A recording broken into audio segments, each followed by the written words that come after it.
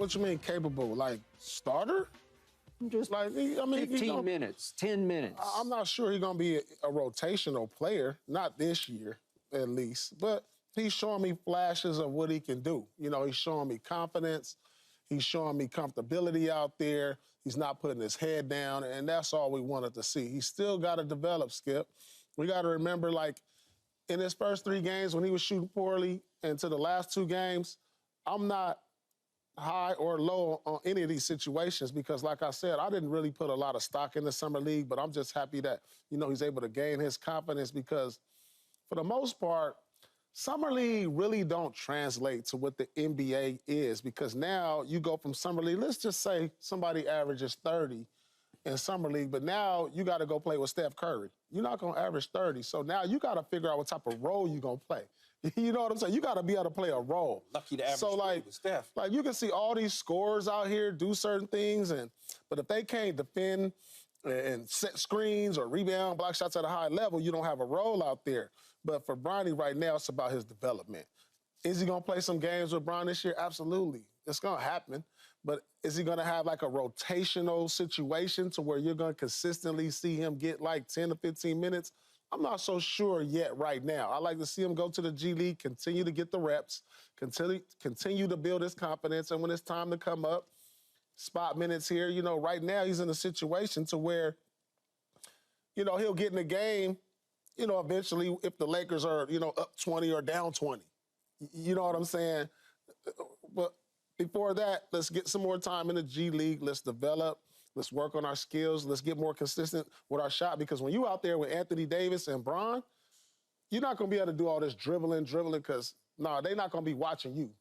You know what I'm saying? They're not going to be watching you going to your show. So you got to be able to, all right, let me spot up in the corner. Let me get to a backdoor cut. Let me set a screen and do all those other things to where I can help, you know, our team around what these superstars do. So I like what he's doing right now, though, in Summer League, gaining his confidence, seeing every single day, getting comfortable with the system, and you know, more power to him. I love it because he's the most scrutinized Summer League player we've ever seen. I can't even think of another one. Probably his dad.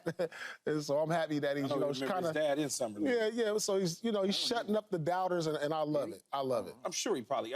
The Summer League is a big deal now in Vegas. The whole, it's a big party. It wasn't then. No, it wasn't then. No. You know, I'm glad that the first 3 games are over with, Skip, because the first 3 games, he didn't look like he belonged in Summer League, let alone playing alongside his father. And he didn't even look like he belonged in Summer League. Hard to watch. It was hard to watch. Yeah. These last 2 games, he's showing me he has some NBA G League material. He looks like he belonged in the G League. I've yet to see what he would look like in the NBA because he's not really playing alongside NBA top 10 type roster players. You know, I want to see him with those guys to really get a look at him. You know, it's hard to tell because I'm watching it and I'm like, okay, well, this dude ain't even really defending. He didn't close out the way that I would envision somebody at the big boys closing out on him. Yeah. So, but it's good to see that he's got confidence and you can tell he goosenecked the 3. He lined it up perfectly, knocked it down, wasn't no hesitation. He pulled another one, no hesitation, it didn't go in, but you could tell his confidence is coming around. And that's really all you want to see. You want to see him look like a basketball player. Mm-hmm. He looks like he can get off the bus now. You know, one of those guys, you're like, okay, he might can play. He looked like a guy who can get off the bus with you. Okay. What I appreciated the last 2 nights was he finally relaxed. Yeah. And it was great that he was mic'd up 2 nights ago because it brought out some personality and it made Bronny Bronny. And last night, he looked even more comfortable than he had looked in the back-to-back night before. See, the first 3 nights, he didn't do any of that. He didn't do anything. And too much down the stretch last night, because once he made one, I said, let's go. Let's attack. He's playing with the guy who was drafted in the first round, supposed to go 6th, fell to 17th, and his name is Dalton Knecht, and he might be as green light a shooter as I've ever seen because you want to talk about relentless aggression. he is see ball, shoot ball, see rim, attack rim, and he's got ability. He's got more athletic ability than I thought from when I saw him at Tennessee. And what do we give him? 6'6", and he's long. Right? Yeah.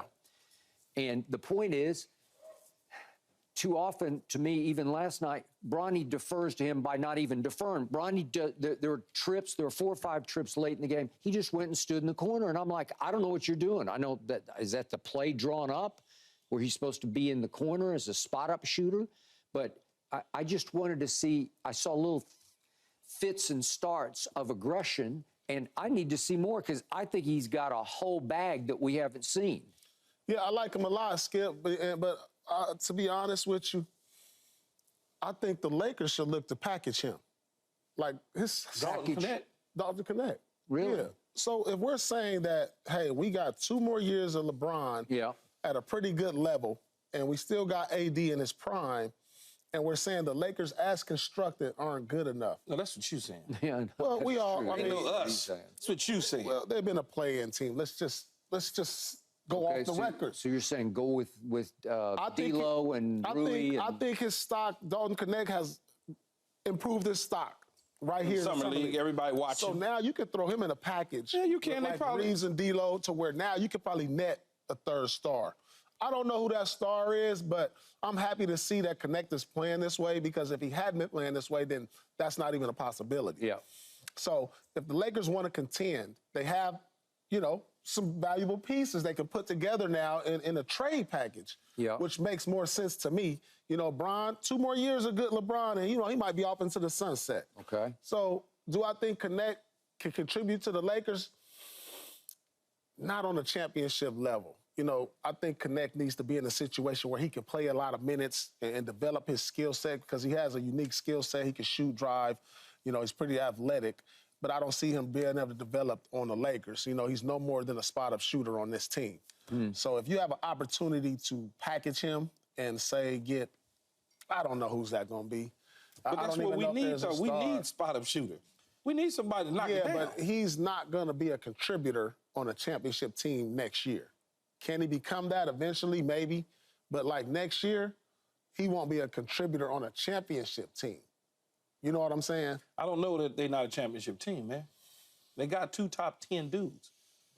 We was banged up with the guys that we got in free agency. And on top of that, D'Lo was streaky at best in terms of shooting. We brought in the dude, what was it, Gabe Vincent, was supposed to be one of the lethal shooters for us. That never helped. It never helped. Yeah. Never. So if this kid can be the spot-up shooter like you're saying, and that's what LeBron has always had success with, guys around him that can shoot it, he might not be on the trading block. They may look at it and say, I mean, I've never seen a rookie, you know, who wasn't just top flight come in and contribute at that level on a championship team. It's hard to do. Just find that consistency as a rookie.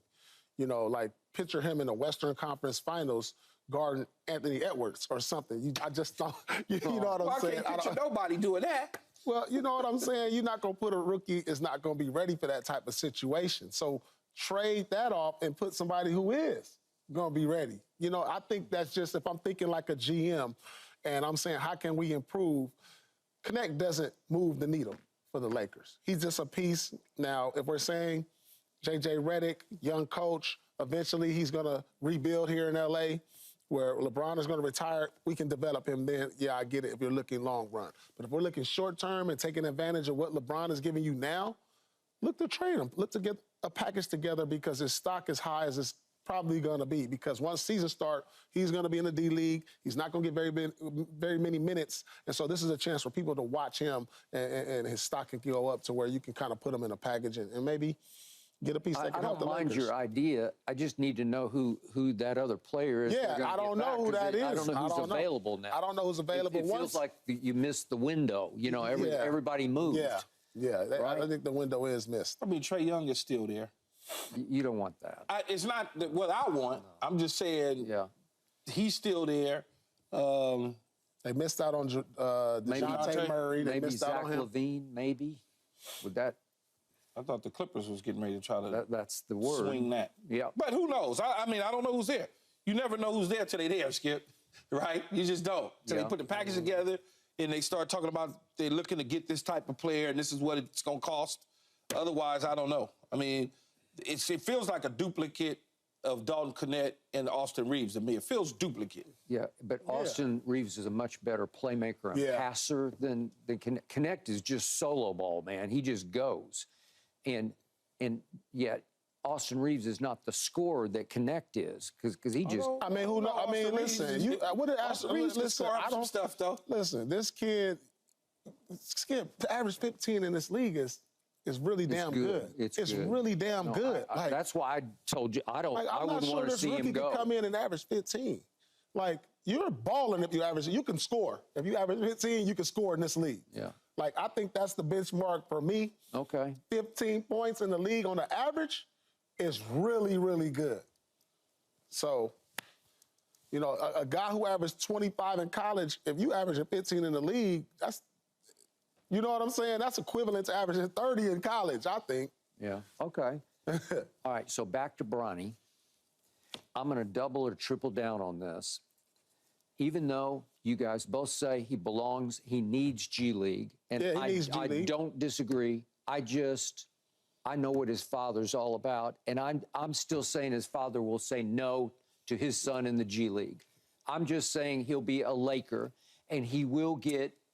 What's that? He said he won't play a single league G League. No, he will. He'll get some minutes in the G League. No. He'll get some minutes in the big boys, too. I've already bet him no G League. I will bet you. Not going to happen, man. Yeah. They already talking about it as an organization.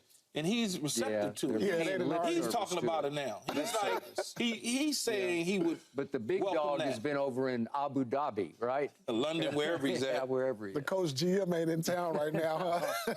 Such a thing called FaceTime, and you know, I'm sure they on the internet or something talking to one another. Somewhere last night, and where are they? London by now? I guess they're in London. I think they're in London. Somewhere in London, merry old England, somebody was really happy, and that was his father, because his father's watching it. You just know. For sure. And he is excited because he's saying, that's what I'm talking about. Right. That's what I said. That's what I saw. See, I know LeBron is in his ear because that's all what I see. The only thing Bronny changed from the first 3 games to me was his mindset.